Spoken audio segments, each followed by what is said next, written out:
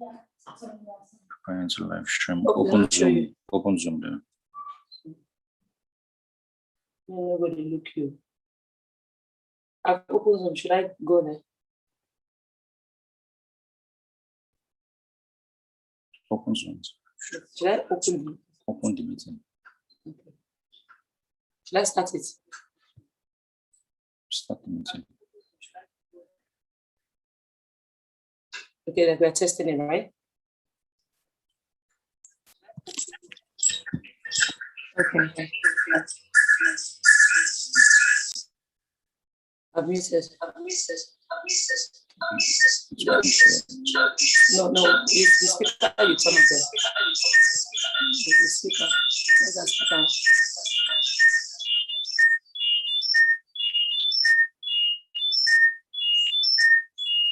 I don't know what network is connected.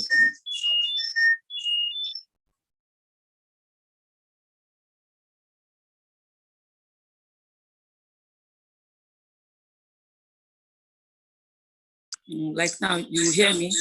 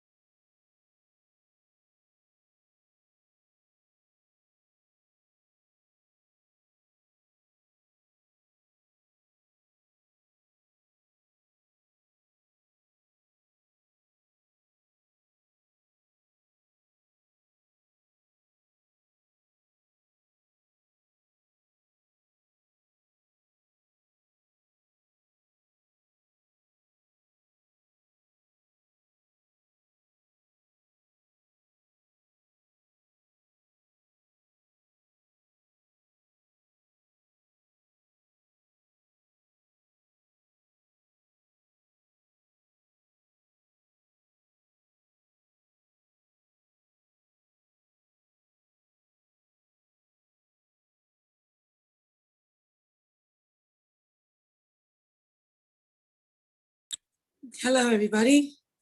This is the first time I'm doing this, so I apologize. This is live. I had a problem with Instagram, and I had to do this last minute crash course in knowing how to operate all of this and connect us to YouTube. So I'll be beginning the meeting in a few minutes. So you are 50 seconds behind. about 40 seconds.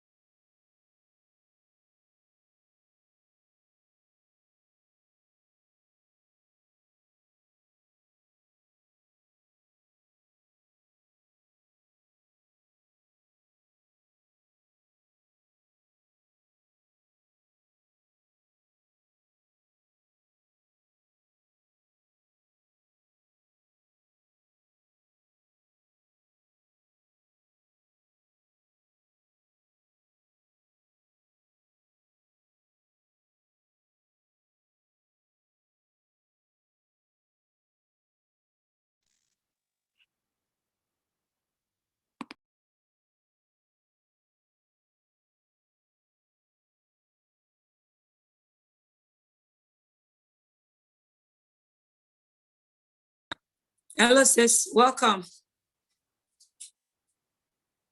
I can hear you. Hello, sis. Can you hear me? Yeah. Yes. I said today, not today. I have done crash course on on Instagram, internet, Zoom, YouTube, all in one day. So we'll begin. This is a special day. This to show today is a special day. This conversation must be had. It's okay. You know- Look at you. I'm fine.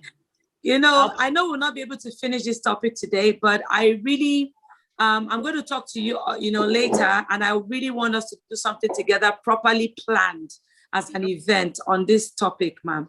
So you and I will still talk about it. But at least this will help us spark that curiosity and the information needed.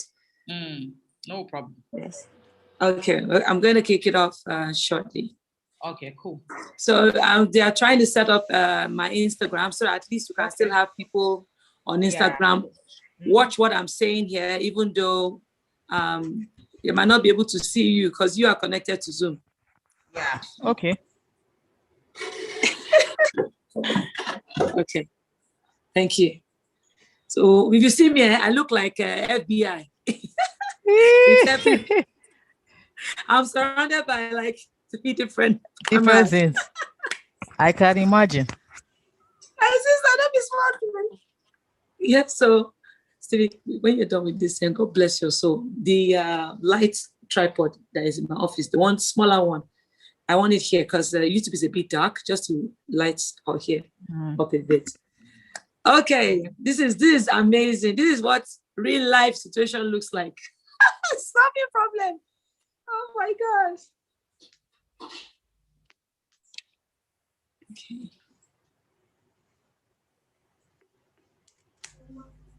Okay, so in like 1 minute, we're going to begin.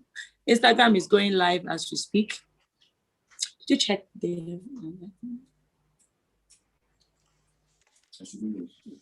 the small light, LED light? It's already, I put a paper in front of it to soften the harshness. Okay, so we are going live on my Instagram. We're actually live on my Instagram page now. Okay. We're waiting for people to join us. YouTube. Okay. The more people know that we're on YouTube, we're going to have that. So YouTube is sorted. Yes, this is amazing. So in 30 seconds, we will start. Okay. You're such an amazing person. Sorry? No problem. Yes, I know. Well, good. Yes, turn up. Okay, so I think we can begin now. Okay. I'm going to start this again officially. No problem. No problem at all. Good evening, everybody. And after like an amazing, beautiful reality journey of network, we have gone from one social media platform to the other. This is the Power to Be with Kaffy. This show, it's all about helping human productivity reach its highest level form of manifestation by learning new ways, unlearning old ways, and adopting the idea of research and knowledge absorption. I am all about learning. They said knowledge is power. So the power to be comes from absorbing a lot of knowledge and implementing it in our lives. Is that not what it is? So today is a special day. It's a special day even from the way we've been going up and down. It's Children's Day. Does the child in us ever die? Is the child in us still there? What role is the child in us playing in who we are today? Can we still find that child in us if we have to, if we must? If we must change the circumstances surrounding how we think, believe, decide, and be, can we actually, if we are to trace the root cause, is it embedded in our childhood? Does our childhood really do have an effect of who we are today? All of these questions is what we want to delve into, and these are the answers that we are seeking. What is the effect of our childhood on who we are today? And joining me here today is an amazing, brilliant scholar of the human behavioral science and emotion intelligence doctor. My sister in the Lord, you are such an amazing person. It even shows you, your job reflects on today, the way you've just been calm. Me, I'm like, oh my God. Where? Instagram, WhatsApp, live, what do we do? You're like, it's fine. I was like, I need to take some classes on managing my emotions. And all of this. Yeah, so, sis, welcome today. And over an hour, we've been trying to get it right, and you've been very patient. You are a very busy person. I called you last minute because I just thought we need to have this conversation, especially in this part of the world where we don't take this kind of things seriously. Welcome. And I really want to, I'm sorry I did not memorize your bio to be able to do that as a host. I want you to please indulge me, my inexperience in doing this kind of thing. And please run us through who you are, why you are, and what you do, and what you do, and why you do what you do. Thank you. Thank you so much, Dr. Kaffy. It's been an interesting hour. Wherever you're watching from, whether you're watching on Instagram or on YouTube, you're welcome. This conversation is very crucial for a day as such as this, and it is my pleasure to be hosted by the Guinness World Record holder, Dr. Kaffy. She has invested in Nigeria, also invested in Africa, and I have been a student of culture for a while. So I have trained myself and still doing to give honor to whom honor is due. That is the reason why this is more than a honor to be spending a part of my time and sharing my life on her platform. So welcome once again. Wherever you're watching from, please send these links to your friends, YouTube links, also send the Instagram IG to your friends. It's been over an hour trying to battle this, but here we are, and it is very crucial that we have this conversation. And this conversation is happening free of charge. Trust me, if you were to hire her or hire me for this conversation, virtue will leave your account, so I think that all of us should gather together, let it look like Tales by Moonlight, let it look like Storyland. Let's have a fantastic, beautiful afternoon. We're all adults, but let's be like children again, so it's my pleasure to be here and to be having this discussion. So how did I embark on this journey? I started about 2 decades ago. I remember at the age of 13 when my mother took us to my grandmother's house, which is my mother's mother, and had said to me that we had left, my father's house because there was something called a divorce, and that the fact that she was no longer with my father and all of that. Now, I was shocked and pretty disturbed because I know my mother to be a good person. I know my father to be a good person, but I didn't understand how 2 good people could not stay together, so I was a little worried, and my worry also increased when I started feeling the impact of the divorce. Sometimes you think that the divorce is just husband and wife, but the children are also players because the family is a nation. You have the president and the vice president, then you have the citizens, so parents sometimes think that, oh, it's just about the 2 of them, but the children are also there. I'm the last out of 4.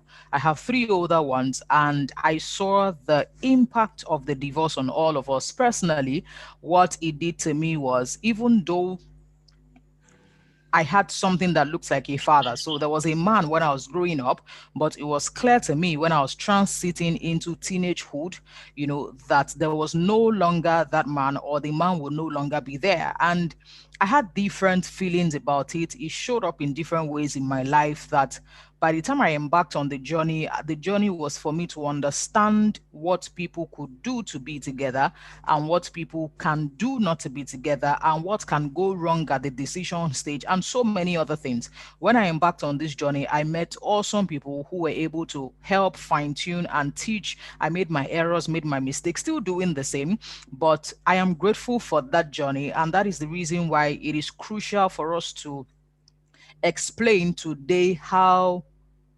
negative childhood experiences or how adverse childhood experiences affect emotional intelligence in adulthood. It was one of the papers that I had to present for a UK university, 15,000 words, how adverse childhood experiences affect emotional intelligence in adulthood. I had to sit down, narrate, interview, do a lot of things, and we will be having that conversation. So in a nutshell, that's who I am, what I do for a living. Wow, sis, you are awesome.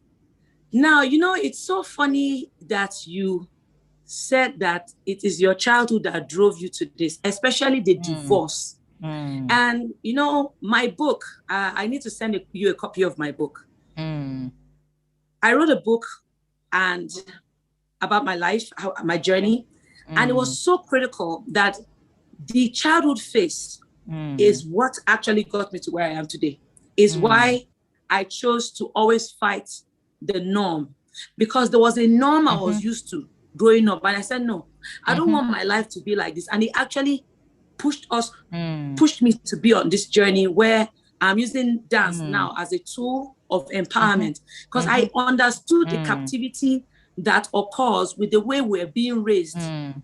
The captivity of the mind is what I mean. Because now the mind has captured events and is now decided to take steps based on those events. And similarly to you, the event that occurred in my life in childhood was grossly or greatly affected due to the divorce in my family as well. My mom and dad separated. So I also experienced the whole process of filing, for the custody, separation. And you are looking at, who do you follow? You following mommy, or you're following daddy, or who are you following? You're looking left, you're looking right. So I feel that that thing called divorce, I'm sure I want you and I to actually talk about it. And I'll tell you off camera why. We're going to have another conversation about it and its effect. And so, I've recently been very intrigued by the science of the mind, how it is formed. The book, As a Man Thinketh, So Is He, and I'm part of Von Eppel's, Discovery Center, and how she has also discombobulated, and it was that word that she always used, and put me in a position whereby I am questioning what is. I'm questioning what is. I'm questioning why I'm thinking the way I am. Why am I taking the kind of conversation? Why did I even choose the spouse I have? What led me there? Why am I this way? Why do I react to dance this way? What is the root cause of the governing body of my mind? And the more I'm seeking this, the more I realize that it's my childhood.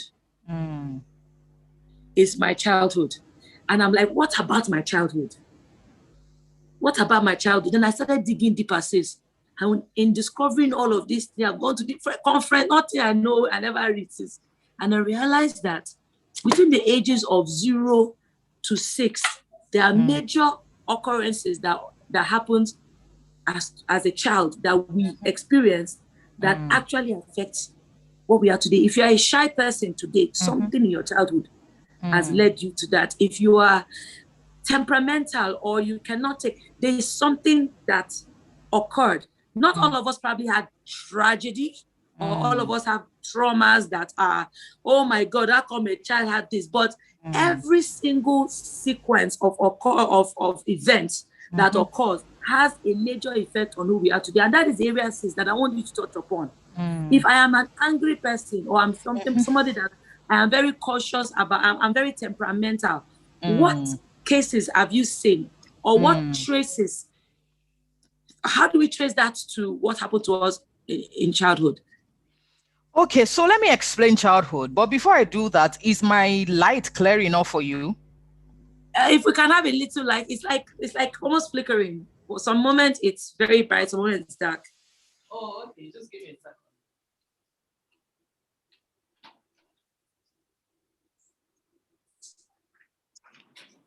What about now? A little bit. The way you are, your source of light is somewhere towards is that your left or your right? I think. Yes, my left.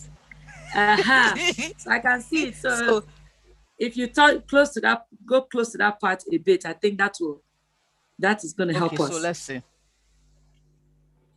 Okay, ma'am. Oh, is it better now? Yes. So it's better now. Okay. Or it's darker now? No, it's better. It's okay. It's fine. Okay, it's fine. Good. Yes. Okay, so to the question that you asked, that how did we arrive here? Let me give an example, or let me try and explain to everybody.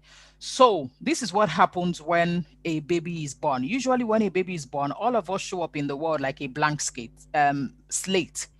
So try and imagine a blackboard. We show up blank. So a baby shows up empty and blank. And then the engagement afterwards is called, in my words, writings on our walls. So a child shows up in the world very blank. It is the same as when you buy a brand new laptop. You most likely will bring it out of the carton. So that's the way a child is brought out of the carton. Bring the laptop out of a carton. And once you bring the laptop out of the carton, the next thing you begin to do is try to install applications. So when a child is born blank, the next thing that happens is called writings on your wall. So who are these writers? Writers include parents. Writers include grandparents. Writers include society and culture. Writers include teachers. Writers include neighbors. Writers include classmates. Writers include the school. Writers include media. Writers include religion. Writers include everything. So everything I've mentioned now, I have mentioned over 10 writers. 10 writers on a particular blackboard. These writers that are writing have good writings and not too good writings. They have good thoughts, not too good thoughts. So there are 10 writers writing on a blank slate. While the writing is going on, a lot of other things are also going on at the same time. What that means is that mommy is writing, daddy is writing, siblings are writing, cousins are writing, nephews are writing, society is writing, religion is writing, teachers are writing. You can see all of the writers. Now, by the time the child moves from age 0 to whatever age, so you're moving from age 0 to 5, 5 to 10, you will see that that child definitely does not have a mind of its own. When I say mind of its own, even though children are trying to make way and to become who they are supposed to become, the irony of it is that until age 18, you are not recognized as an adult. So between 0 and 18, what we are doing at that time is inheriting beliefs, inheriting writing. So daddy and mommy are the definition and will be the definition of what is right and what is wrong. Society, the definition of what is right and what is wrong. Culture, definition of what is right and what is wrong. Religion, right and wrong. Teachers, right and wrong. This and that. Let me give a practical example. When we were back at school, one of the ways to know an intelligent child was through report card. But the irony of it will be that how do you rate a child's intelligence through a report card? We have seen the results. So the report card for some of us became the definition of our esteem. Once a child fails a subject, it affects the child's esteem. Once a child passes a subject, the child automatically thinks that he's intelligent or she's intelligent. So report card became the definition of our IQ. Sis, I want to stop you there. You know what you just said now? It rings a very major bell to my secondary school. Or let me just say GSS1. Yeah. I was always wondering. I actually, that day they laughed at me in class, but I feel it's based on this talk. I was wondering why we're learning what we're learning. So I raised my hand one day when the teacher was teaching us physics. Acceleration is distance over time. Speed is equals velocity is equals to distance over time. Acceleration is ut plus half at squared. Blah, blah. I said, excuse me, sir. What's this thing that we're doing? Why are we learning it? Why are we? Because at the end of the day, you're going to give me an examination and just expect me to use that formula and derive an answer. But I was wondering at that age that why is this answer not, how do I implement this thing that you taught me now? So I found out that I now started questioning school. That is school really helping me know what to do, or school is asking me to do what it knows and get judged by what it knows? So I just wanted to buttress that point that at some point as a child, I was questioning what is the reason for all of this way or manner of learning, and the assessment type that the kind of assessment we were getting. That was the point. If I don't know how to adapt it in life, why am I being assessed for something that I'm not going to go and implement? How do I implement it? So please carry on. Yeah. So for self-esteem, the children started seeing themselves through report cards. Even for sibling relationships, one thing was also happening at that point where some parents, we're raising the children based on comparison. So comparison will be based on report card, comparison will be based on character, and then the character really is character differences. So the comparison usually comes from what is not enough. So by the time all of us turned 18, we had inherited a lot of faulty and empowering paradigms. So there were some beliefs that were good for us. So let me give another example. Children play together. Children do not have issues until an adult introduces an issue. And I'll give an example. So a child readily sees another child, they hug, they play, they don't see each other's colors, they don't see anything. Then the adult begins to say, oh, don't play with them, they're from this place. Don't play with them, they don't believe in our God. Don't do this, don't do this, don't do this. And then children begin to learn hatred.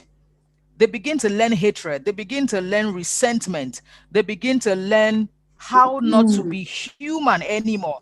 A child is eating biscuit or sweets, offers another child, and then all of a sudden the older person says, no, next time when I give you something, you eat it alone. I didn't tell you to share. And that is the beginning of so many other things. So by age 18, two things have happened. It is either we were raised as children or we were erased. The erasers, therefore, or the erasers, however, were not intentionally erasing us. And how do you erase us? You erase us by telling us that anybody, for example, anybody who doesn't believe in your religion is against you. So you see them as an unbeliever and you go ahead and hate them. You erase us by saying that if we don't belong to the same tribe, something is wrong. You erase us by saying that because a particular gender has a protruding organ, they are automatically better and more superior than the other gender. You erase us by giving preference to some other people who have what you call disposable income, that you call wealth, and the other people who do not have as much disposable income. You erase us by teaching us how to despise them. You erase us by so many things. So all of us, now that we have become adults, we need to do something. And what we need to do is the fact that some of the beliefs and paradigms that we have are paradigms and beliefs installed by people who are dead.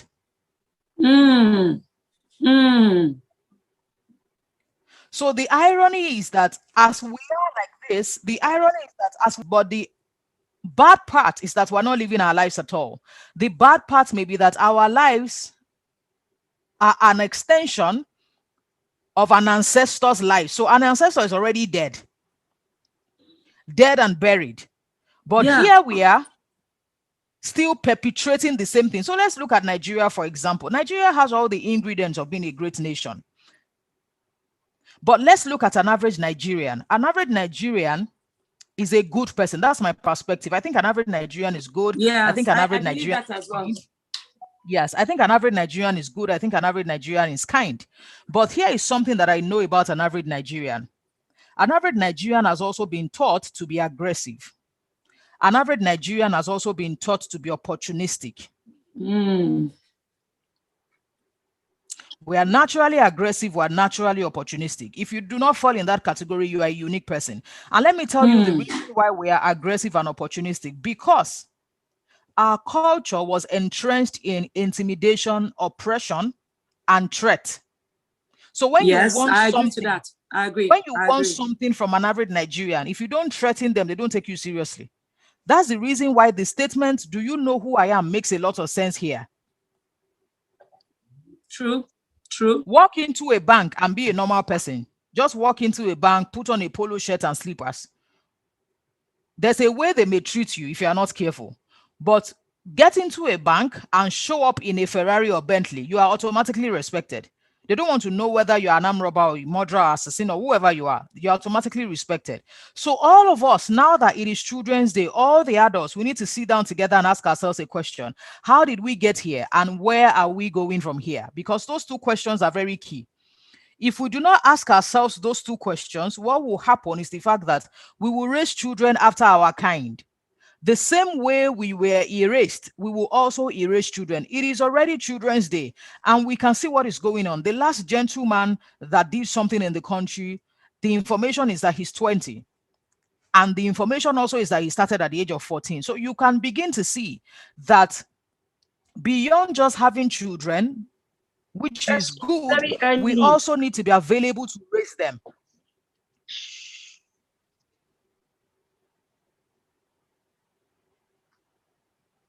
We also need to be very available to raise them. So we need to have what we call a family meeting where we parents are having conversations that come. We need to do an audit, an emotional audit. How did we get here? The beliefs, the thoughts, the paradigms, everything that we have. How did we inherit these things? Because you will be shocked that the relationship you have with your spouse and all that you inherited how to love. You inherited how to lead. You inherited how to be a father, how to be a mother, how to relate with your children. An average gentleman thinks that their role as men is drop money in a tool of performance. So when a guy does not have money, the guy already feels like he's not useful to humanity. Also, some women feel like that, oh, the role of a woman is domestication and partnership exists. So all of us must be able to sit down and ask ourselves interesting questions, because until we're able to redefine, audit, and re-engineer ourselves, we will keep malfunctioning. Very true. Sis, I agree with you majorly on what you just mentioned right now. We need what we call a communal get-together, especially as parents. Especially as parents who now realize that there's a problem. You know, there are some parents that they are stuck in their ways. But I have met one too many young generation parents, or new generation, parents that are like, there's something awfully wrong with how we are raised. And we cannot continue like this, especially for those of us that have gone to one form of clarity coaching or the likes. We have just realized that, oh my God, it's like this eureka moment that has occurred in a lot of us. And you know, for me, I'm very spiritual. The Bible says one shall chase 1,000, two shall chase 10,000. We don't need everybody to agree. So those of us have identified, and they say when people come in one accord, a lot can be achieved. I believe that now is the time, and I'm ready, as not just a parent, as an individual, as a human being, to fight for the right of a better future, no matter how little, one person at a time. We need to evoke the spirit of excellence that God has placed in us. There has been a major interference of who we are via the channel of our childhood. And it is too, how will I put it? It's too glaring to ignore. So I do agree with you that there needs to be a call out to parents, parental conferences and seminars, parenting conferences you're occurring every day, because even the parents themselves are aware that something is wrong with them. I knew that there's something off. In as much as there's this I don't know what you call it, there's this thing of at least I came out all right. We are not all right. I think we think that we came out all right. On the other side of the law, or you are not caught doing one act that is condemned, in public, doesn't mean that there's something not wrong with some other things you do. You might not be a criminal, but you might be a bad boss. You might not be an robber, but you might be a psychopathic wife. You might not be a do you understand what I'm saying? You might not be a Yahoo. Yeah.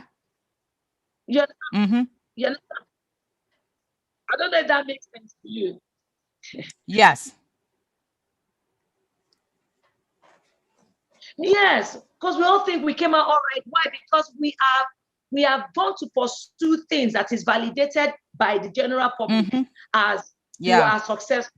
We have gone to the level where everybody can see you and say, Kaffy, I want to be like you when I grow up.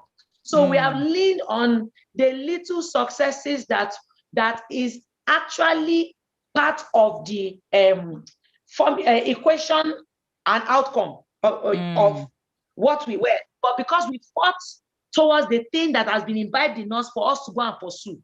So the thing that we even pursue, the thing that we actually pursued to be here, to be called emotion doctor, to be called Kaffy, is what the world is celebrating. So because we've now finally gotten something that is worth celebrating, we are now, most of us in that shoes are saying, at least I came out all right. I turned out all right. If I turned out all right in career, I'm not turning out all right as a boss. I'm not turning out all right as a wife. I'm not turning out all right as even me to myself. Do I even love myself as much as I love my job? These are questions that needs to be answered. And if we do not answer these questions or do not ask them, we are not going to be better people. Because this is not about what we strive to become. This is how who we are is affecting us as a collective in one space. People are saying Nigeria don't love themselves. Nigeria don't love themselves. You just mentioned it. Iyariska and Mama Fatai are fighting. Iyariska and Mama Fatai cannot solve their issues. Rather, they bring their children into the problem and say, Ade, do not eat in Iyariska's house. Fumilola, do not play with Baba Fatai's son. So you grow up becoming part of feuds, learning how to feud, learning how to argue, learning how to not consider other people's feelings, because your own feelings was not considered growing up. In Africa, an African child does not have a feeling to be considered. You will even be lied upon as an African child, and it will be celebrated that no, you don't argue with adults, and then that is always right. But you're like, but I didn't commit this thing right from home. So your voice has been sunken. So you grew up wanting to silence other people too, that I'm talking, you are talking. Who are you? I'm talking, you are talking. Who gave you the audacity to talk? You know, so how do we fix this thing? How do we even begin to fix this? Okay, an attempt we can make, or what I think that I can suggest, is that it is crucial for us to know that there's some level of abuse in our culture. And I can look at the culture from this perspective, this wholesome perspective. So when you look at marriage, for example, there's a culture in marriage. The culture in marriage in Nigeria, to some extent, is more of domestication, not partnership. So some people are expected to be worshipped, or whatever you call it, while some people are second-class citizens. And there is not two people must work together so that they can agree. It's the fact that marriage is deeper than food, marriage is deeper than kitchen, because if marriage was just about food and cleaning the house, then chef, or what do you call them? Yes, caterers and chefs, they should be happily married. If marriage was just about cleaning, then people who own cleaning houses, they should be happily married. But it's more, if marriage was just about sex, then people who trade sex for money should be happily married. All of us have seen that marriage is deeper than these jollof rice and all of these agendas, and there is a place where the home front must be taken care of. And as long as we see ourselves and our families as a nation where we have the president, the vice president, and citizens, then everybody's rights will be respected. So imagine running your home the same way Nigerian leaders are running Nigeria. Imagine a man who does not listen to his wife under the guise of, oh, I'm the man here, I'm the leader here.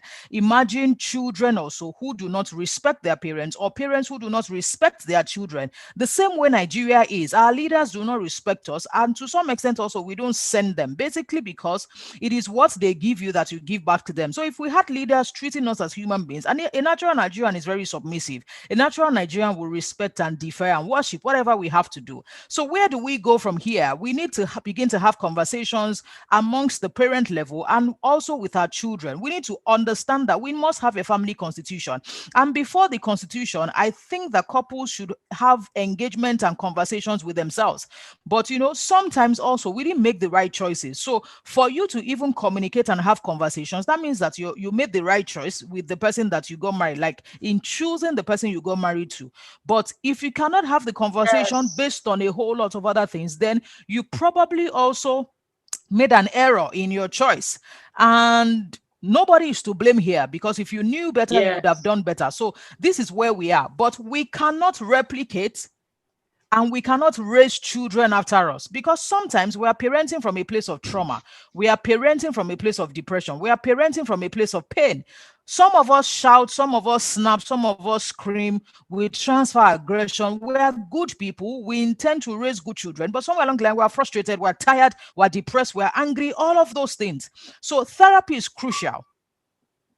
Therapy is crucial because we are bleeding while we are leading. I said Nigeria is a country that everybody needs therapy. People might agree or disagree. We need therapy. I believe strongly that we all need therapy in this country. We are bleeding while we are leading. We are bleeding while we are leading. You mentioned something about the decisions you make about your spouse, your marriage and all of that. I have had conversations with people in the government agencies, high level, high network individuals in, the corporate sector as well. And I said to them, we always have this conversation on the way forward, youths. Yeah. First of all, we love blame game in this country. Youths will blame government. Government blame youths. Mother blame child's friend. Child's friend blames mother. School blames parents. Parents blame school. Like, no one wants to take responsibility. But guess what? Everyone is cashing out from everyone's limitations. Oh, yeah. The school is cashing out from whatever dysfunction the child comes with. The government is cashing out from whatever dysfunction the nation is dealing with. The nation is cashing out on each other. Like, look, the government is not going to give us, if I'm going to have to kill you for rituals to get the money, no problem. If I have to do yahoo to get the money, no problem. If I have to sell my child, if I have to, prostitute, if I have to. So everybody I see that we are productively imploding in negative productivity. We are imploding within ourselves. And before you know it, you will implode and now erupt. And we are getting to that critical point of eruption. It's becoming thinner and thinner and thinner and thinner. And our capacity to hold on is on red alert, amber alert. Like, get ready, guys. We need a national therapeutic aid of social reengineering of mindsets. Because I train a lot of young people for a living. Since for the past 22 years, I've come across different forms of adolescence, youthfulness, youthful exuberance, and childhood. I have seen it in different forms. And there's a huge similarity. And the similarity is like the core, the crux of what is forming everybody's behavior. Family. If the government wants to take things seriously in this country, we need to go to the family. There needs to be some laws governing how to even make up one family, which is marriage.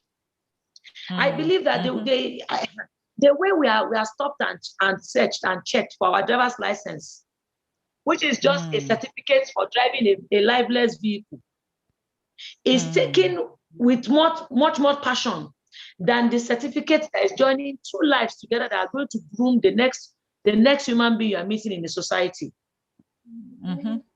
How dare we take even education?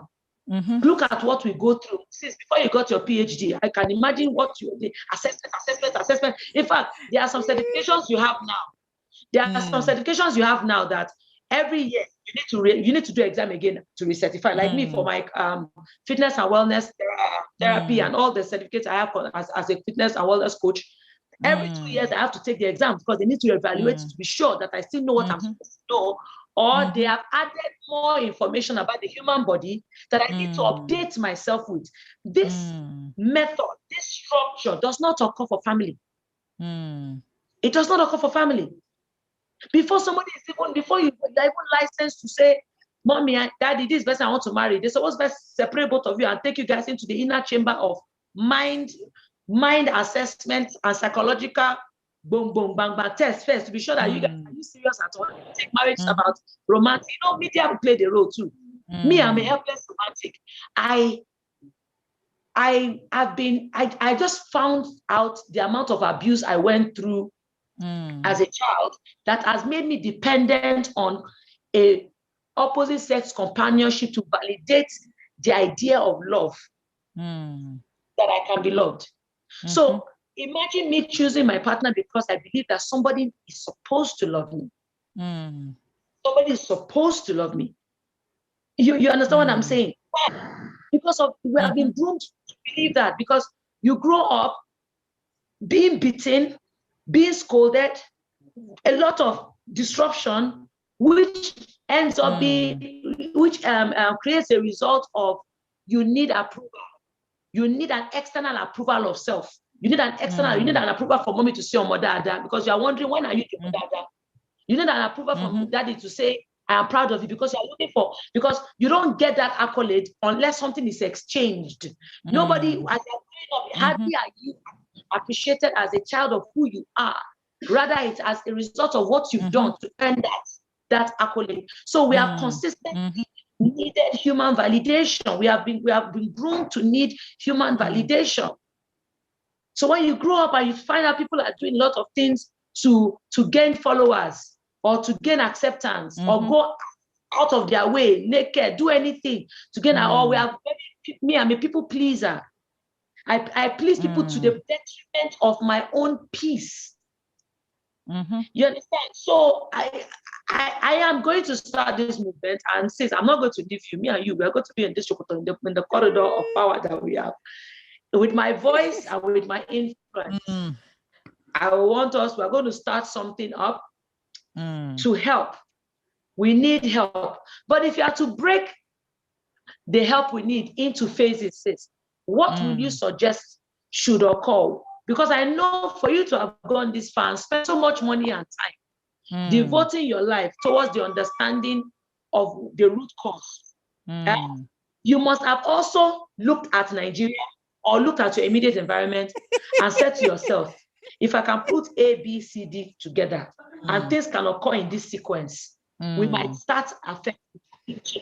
You understand? What would you put as steps towards that? Number one, as what is expected from a large group of people.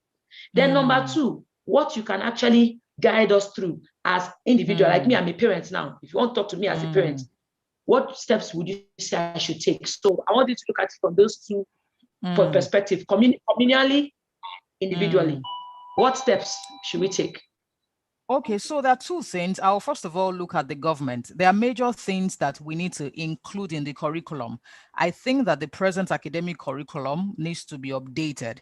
You know, there are some subjects that must be in the curriculum. For example, one way or the other, family must be in the curriculum. So family, whatever is there now that they do father, mother, and then put different elements, you know, all those biology things that we learn. Now we need a proper family curriculum to be there so that everybody, including children, are aware that what you call a society is manufactured from families. So the family center is the factory center of the nation. So that must be in the curriculum. Mental health must also be in the curriculum. It is very crucial that mental health is in the curriculum. So that's the policy level stage. You know, if we move into the personal level, all of us must begin what we call family reengineering. So I have a friend who runs a family reengineering center where now we need to sit down and define our family, you know, where we are now, what a family is, what our family represents, our family vision, our family mission, our family constitution, our family values. Because some of us got married and we just got married. And the irony is that people don't get married, values get married. So people got married forgetting that it was about values. Now that we're now married, we're now seeing different values and different manifestations. So family reengineering is crucial at the family level, where father, mother, and children must know that they are a nation also. So there is the major nation and there are mini nations, and all of us are mini nations. All of us are mini nations. So it is crucial that at the government level, there's the policy making. We can't just pretend, that this course and this content is not important. And also for mental health, it must be there. So family reengineering is key. Parents must know more than ever before that being a parent is deeper than ejaculation. Being a parent is about intentionality. Being a parent is about being deliberate. It's about raising another human being. It's about being a custodian of another human being. Is about the fact that the life of somebody else is at risk. If you don't train your child well, that untrained child will affect nothing less than 20 other children. So we have the private and public terrorists. Yes. The public terrorists are the ones that we keep looking for, announcing, doing this, doing that, kidnapping. Those are the public terrorists. The private terrorists, some of us are living with them because we're not even raising them properly. So we need a total system overhaul, but each parent must first of all take responsibility for their family. When parents don't take responsibility for their family, then nothing can happen at the family level. If a father is not interested, if the woman is trying and the man is frustrating the man and the woman, or if the man is trying and the woman is frustrating the man, that's home goal. So all of us must sign up and subscribe to family reengineering. Because whatever is happening in this country is not happening on its own. Whatever is happening in this country is happening from people's homes. That 20-year-old that killed other people, somebody's child, and somebody's child was killed. And it is like that also. It is happening daily. It is happening weekly. It is happening monthly. And we are all churning out these children. So we cannot pretend that we don't know. When you are driving on the road, all of us are scared. Why are we all scared? People's children, the ones that are breaking windscreens, the ones that are collecting and snatching phones, the ones that are raping. Some people will say that it is because of hunger. Yes, hunger has a place, but there's a difference between being hungry and being wicked. There's a difference between being hungry and being evil. Yeah. Hunger and evil are two different things.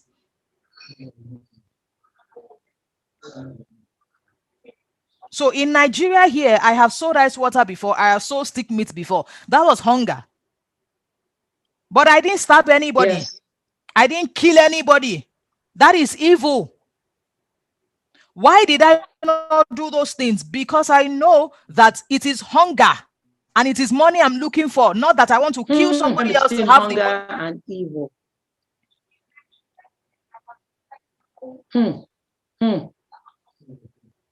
So we can't say because people are hungry. Yes, people are hungry. But when you are hungry, you look for food. You don't look for who to kill. So those are the realities we need to face. It's a serious rescripting, re-engineering. It will take us nothing like less than a decade. Sometimes I actually have read before that for you to re-engineer a culture and for you to rescript a child. So let me see something. If you can script evil, then you can script good. If terrorists are scripting evil, if they are scripting suicide bombers, we can also script good. Yes. If they can script evil, good can be scripted. So all of us must be intentional about programming and scripting. And it would take us nothing less than about 20 years to introduce a new culture, a new behavior, a new movement. For it to be like a virus, it would take nothing less than 20 years. Yes. Yes. I agree with you completely. I agree with you completely. And one of the things that worries me is that we are too self-absorbed here to care about the idea of the effect of the domino effect of not doing and doing. We believe that as long as no good never happened to me, waiting I feel do now, the thing they happen now, may God just the help us. May God just the help us. And we rely so much on religion and just the God go just God save us, God save us. And I believe sis, so sometimes I just know I see God sometimes in my mind looking at us like this and saying, save me, you. What you need to get saved is within you. I gave that power to you. I can't interfere with some certain things that I have already created as rules, principles, and laws. And if you are not ready to learn, understand, and seek those laws, those answers will never come, even if you pray 1,000 years. There's a difference between praying for something and asking for clarity for the thing prayed for. Because the thing that you're praying for, you don't even know whether, do you know what to do with it? Do you know why you need it? Do you know when you need it? Do you know how you should use it? Do you know a lot of people pray for riches, but how many people pray to know how to handle it? A lot of people pray for children, but have they ever gone to put themselves in a position to know how to nurture a child? So you think God is just going to wake up tomorrow and just give you a child without thinking, like, okay, now you've gotten the child, you've not even raised the child properly. You've gotten the money, not cuckoo, done anything that helps your neighbor without money. Instead, you terrorize. There are some things in us that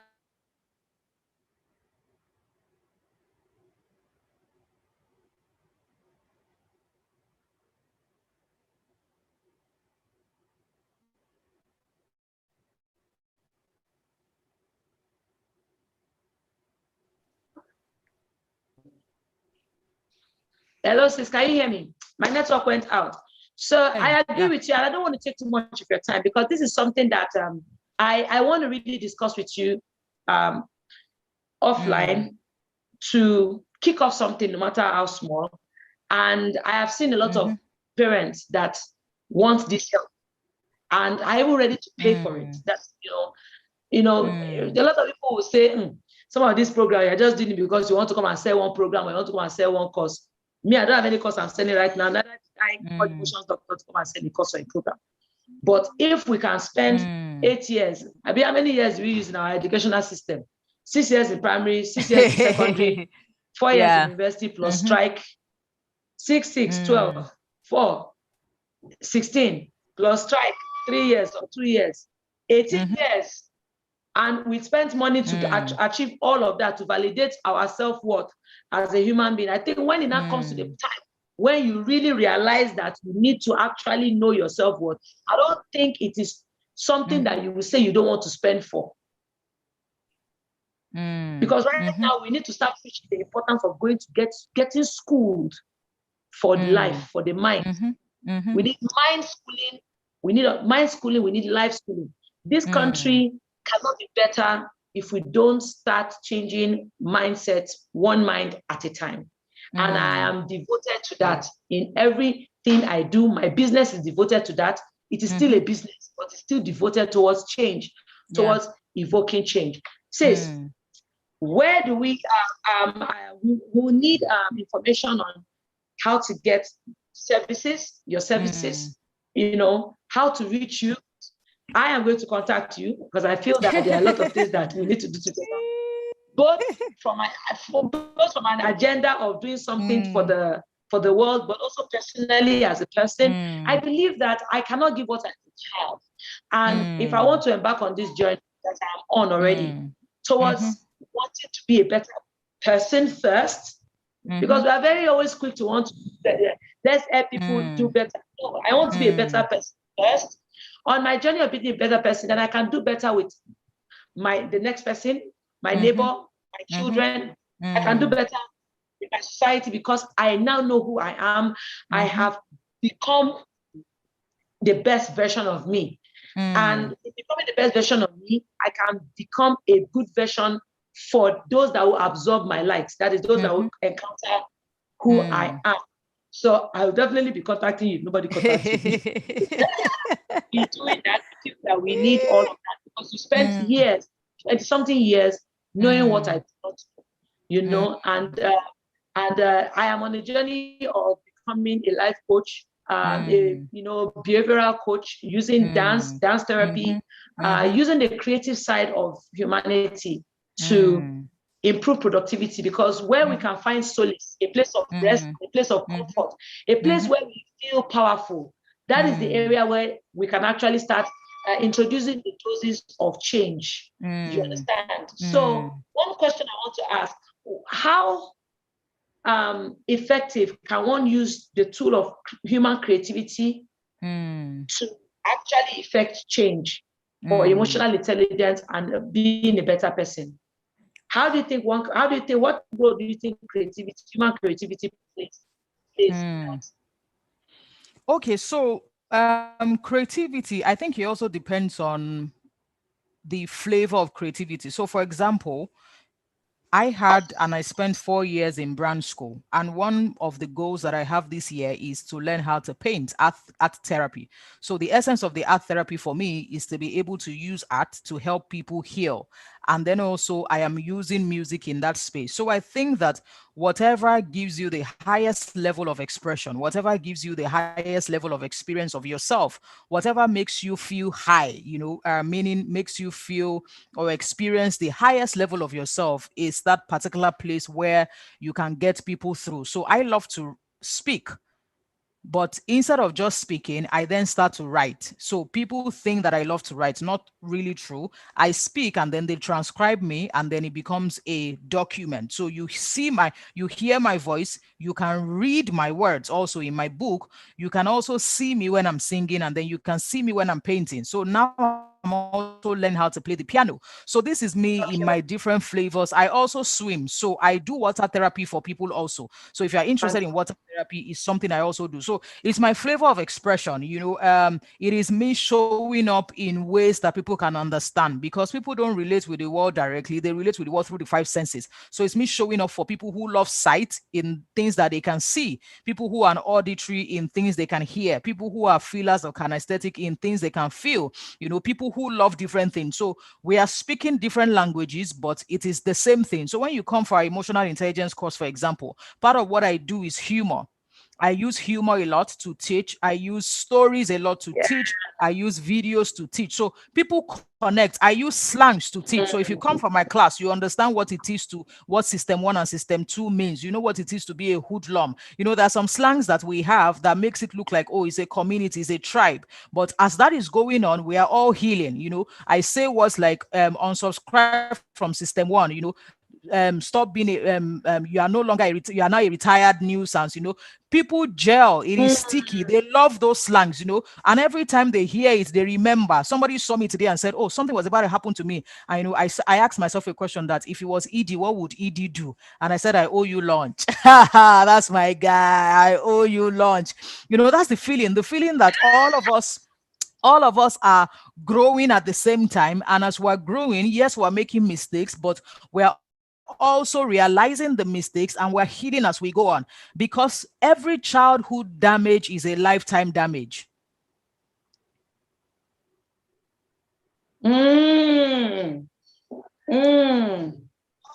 Therapist damage is a lifetime damage. Therapy cannot heal anybody. Therapy repairs.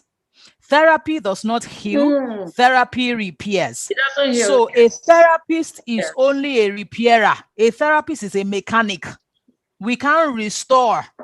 Therapists don't restore. It is the creator who restores. We can only repair. That is why it is easier to build a child than to repair an adult. If you are repairing an adult, you will repair that child till the child dies. All of us here, we are on repair. Every adult listening to me, you are on a journey of repair, and you will repair yourself till you die. So that is why it is easier to prevent your child from going through this. If you want to hook up with me, we have a course coming up first week in June. Emotional intelligence for children is the whole month. It happens on Zoom. Yes, so if you check my wall at Emotions Doctor, if you check my wall at Emotions Doctor, you will see it. And it's just a stipend for the entire month. It's just $22, which is 10,000 naira. The entire month, you won't get it anywhere else. And then we have the best. In fact, they took both teachers who teach the children are principals of schools, and they are solid. If I mentioned solid, if you count the first 3 schools in the country, those are the principals of the schools. They are alumni members of Emotion City. So we would only give you the best. And then I personally created the curriculum. So the curriculum has quality control. The curriculum came from the laptop, the same laptop I'm using to speak to you. I created the curriculum. Part of it is how a child will learn how to overcome anger, invest in patience, deal with other people. And we've been having beautiful Siblings are becoming closer based on our course. And we have we've trained different children, about 200 children from 7 countries. Because of this, people are joining, and parents are sending emails to say that my son used to fight the sister, but now they are close. And then they also share the slangs. I remember one day when a child said that the son was teaching her about 6 seconds pause. That, mommy, have you heard about pause? That you don't have to be shouting, no, just pause. You won't believe that the mother came for our emotional intelligence course. Like, she registered for the older version and said, my son was teaching me how to be patient. That I told myself that I'm going to the headquarters. You know, so those are the things. You know, 2 months ago, we wanted to stop it. We wanted to stop it because we are running a cost price. The exact money we make is the money we spend. It is cost price. And I told them, I said, we have done 4 editions of this and we cannot do it at cost anymore. And I said, we're not doing it again. If we have to do it, we're raising the fee by 100%. But the irony was that same week when we made a decision not to do it again and re-strategize, we got 4 emails from different parents appreciating us for the effect it's having on their family. And that's why the course is back. By July, however, it will get into the 100% so that we can make profit and not run at cost anymore. You know, so anybody who is interested, just go on my wall at Emotions Doctor on Instagram, at Emotions Doctor on Instagram, register your child, whatever it is. Yeah, for the adults coming up, I can't wait to dance. Kaffy, you should be there. EQ week with Mr. Order. You should come and dance. You should come and dance on the 5th of June. We are going to talk about that. Like I said, there's a lot of things that we're going to do together.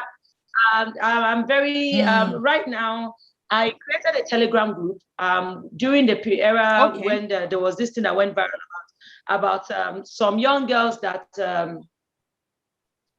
there are some young girls that were smoking shisha on Instagram, and I posted about them. And ever since then, I've been getting DMs from a lot of young ladies saying that they seem to be left alone from the ages of 18 to 28, 30, that they need direction, clarity of purpose, emotional and financial intelligence, how to pick the right partners, and some of them under strong drug influence. So I opened a Telegram group for people to enter. I had to close it because we're not too many people. I have 200 young girls who need clarity, need this kind of things. That's bigger than a village. 200 women, 200 girls. And I called the group Hold Her Hands. I call the group Hold Her Hands, because we need to start helping one another. We need to start helping one another. So there's quite a number of things that we're going to do together. A lot of these things we can do the best we can do for free, but these are courses, these are decisions that we as adults need to make. You understand? And we can't wait for government to supply everything. They are a structure, they are a system, they are an institution. So even if anything needs to change from a government level, it takes a lot of time for things to be approved. But we as individuals, we can take immediate action over certain things of our lives. We don't need to wait for the government to do. They have critical role to play. But if we want to start, we want change to be effective. The fastest way change can be effective is from an individual approach. So I will be talking to you, sis. I think I've said this 1,000 times today already. How we're going to structure certain things. So people are already ready to go on this journey. Let's start helping those that are. Let's start helping those that are ready. Are ready for this journey, to embark on this journey. I want to say thank you very much. You know, my pleasure. I want to say thank you very much. I want to say thank you very much. I don't know, my network is tripping off.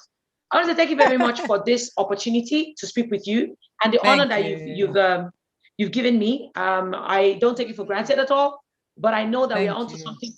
Yeah, I know we're onto something really.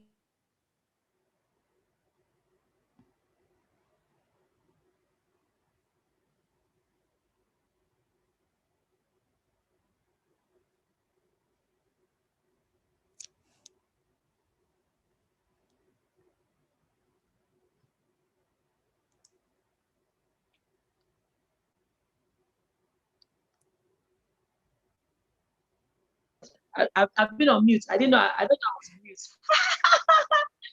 Oh my God! I didn't realize I was on mute. So I was saying, well, I was on mute. Thank you again. And there is a workshop I'm putting together, and I'm going to invite you to be a major part of that. June is a very important year for me. It's the year of my month for me. It's my birth month. It's also hello, sis. Wow. Yes, I can hear you. I can hear you. Yes, I can. I can hear you. It's my birth. Yes, it's very important. I don't want to let the cat out of the bag why June is important for me. It's the month I've chosen to be my month of becoming, my month of ascension, my month of self-restoration, self-repair. And I'm going to be doing this, and I'm going to be carrying people along on this journey. So for the whole of June, that my entire journey is going to be taken and it will be shared with people. And I know lives will change because of that. So sis, thank you very much for your time. And my pleasure. More of Thank God you bless so much. you, and have a wonderful day. So before you go, what do you have as a message of hope? Because we've said so many things that looks like worry. What can you say? What can you say to us as a message of hope that will give us hope? That will give us hope.